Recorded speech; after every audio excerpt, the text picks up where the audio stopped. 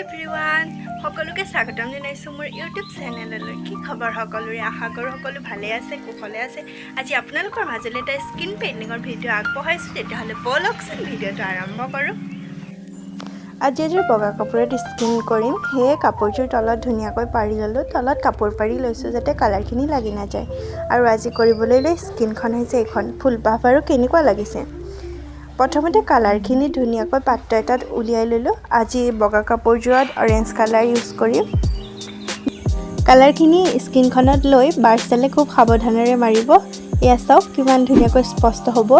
আপোনালোকে এটা কথা মন কৰিব যাতে ফ্ৰেমটো জোৰেৰে হাতেৰে ধৰি লয়, তেতিয়া যদি লৰি যায় ফুলটো স্পষ্ট নহ'ব। কিন্তু এয়া চাওক কিমান ধুনীয়া হৈছে। বগাযোৰত অৰেঞ্জ কালাৰ দিলে সঁচাকৈ বহুতেই ভাল লাগিছে। আপোনালোকৰ বাৰু কেনেকুৱা লাগিছে? আৰু এযোৰ আছিল, সেইযোৰ গ্ৰীণ কালাৰৰ, সেইযোৰ হৈ গৈছে কৰি।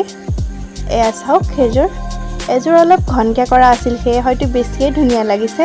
আপোনালোকৰ বাৰু কেনেকুৱা লাগিছে ক'বচোন দেই। আপোনালোকৰ মনৰ কথা, যদি আপুনি বিচাৰে ঘনকৈ দিম তেতিয়া দিব পাৰে, যদি সেৰেঙাকৈ দিম বিচাৰে সেৰেঙাকৈও দিব পাৰে। ভালটো লাগিবই বাৰু। এয়া চাওক খুব সহজতে ঘৰতে থাকি আপুনি স্কিন পেইণ্টিং কৰিব পাৰে, নিজৰ কাপোৰ নিজে কৰি পিন্ধিব পাৰে। আজিলৈ ভিডিঅ'টো ইমানতে সামৰিছোঁ। পুনৰ অন্য এটা ভিডিঅ'ৰ সৈতে লগ হ'ম। যদি ভিডিঅ'টো চাই ভাল পালে লাইক, কমেণ্ট, লগতে চেনেলটো ছাবস্ক্ৰাইব কৰি দিব।